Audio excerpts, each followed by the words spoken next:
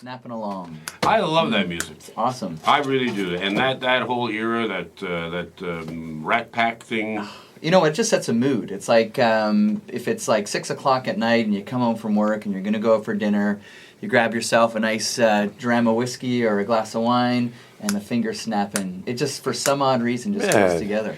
Now, I'm looking at this CD here, and there's a great picture of you on the back. You look like a cop show detective or something. Yep, and with an old, what kind of car is that? So that's a 1964 Oldsmobile Delta 88, and it was my grandparents. Wow. So we thought, since we were doing, I guess, a tribute to Chet Baker, who played a lot during the 60s, it would just lend itself perfectly to that era. He was a trumpet player. Trumpet player and an accidental singer.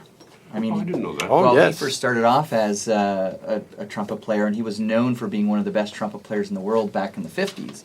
And, you know, he started getting into singing, and nobody wanted to let him to sing because he was so successful as a trumpet player.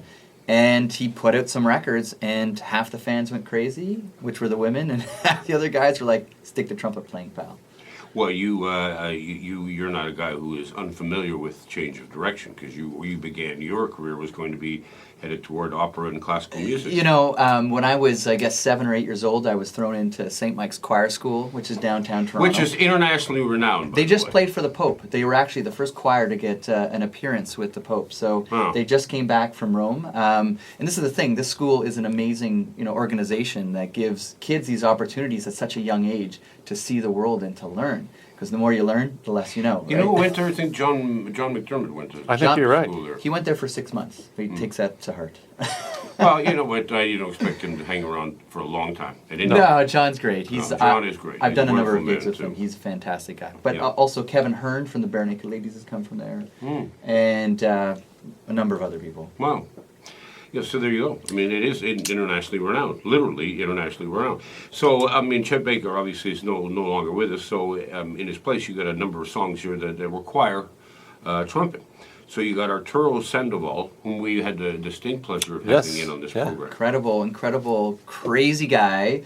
But everyone thinks of him as playing very loud and very high, and in the Cuban jazz world. But at the same time, he's a very, very good person at playing soft and intimately. So, because I'm a crooner and because he's a loud trumpet player, I thought we'd, put it right back to the opposites, where I'd have to sing quietly and he'd have to play quietly. So it was our own spin on the songbook of the great singer and trumpet player. And one of the tunes here is with the great Guido Basso. Is he playing the flugelhorn? Yes, he is. And what a gentleman. I used to play the flugelhorn, that's why I know. Did you bring it in?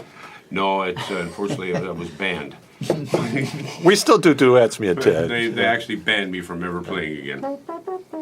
There you go. Yeah, but Guido is a fantastic player, and what we wanted to do with the song "Someone to Watch Over Me," it's written by George and Ira Gershwin, fantastic known tune, but a lot of people only sing the chorus. Now there's a verse to it, and what the verse would do is it would set up the meaning of what the chorus was.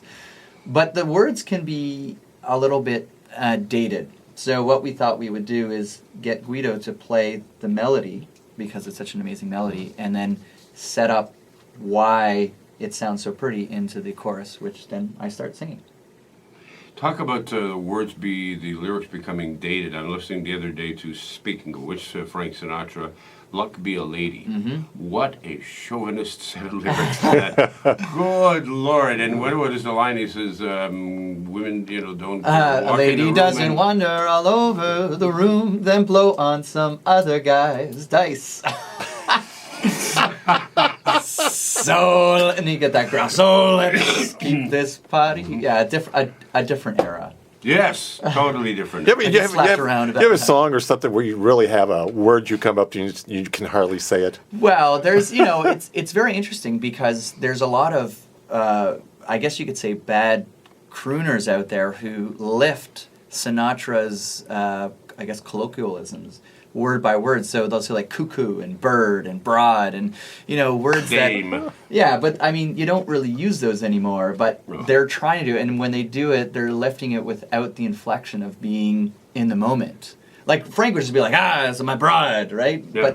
But now if somebody said that, you'd get punched in the face. Yeah, no, it's true. And the great thing, of course, about Sinatra is, I mean, he really knew how to sell a lyric. I mean, It's all about the every lyric. word meant something to him in a song. Well, it's interesting when I'm singing a song, I'm always trying to visualize what it is that I'm singing about, or put myself in a period where I was. I mean, if I can't think back to a date when I was in that exact situation, I'll put a vision board together with different pictures, so it can make me be an actor on a stage where I'm in that role. So this CD was.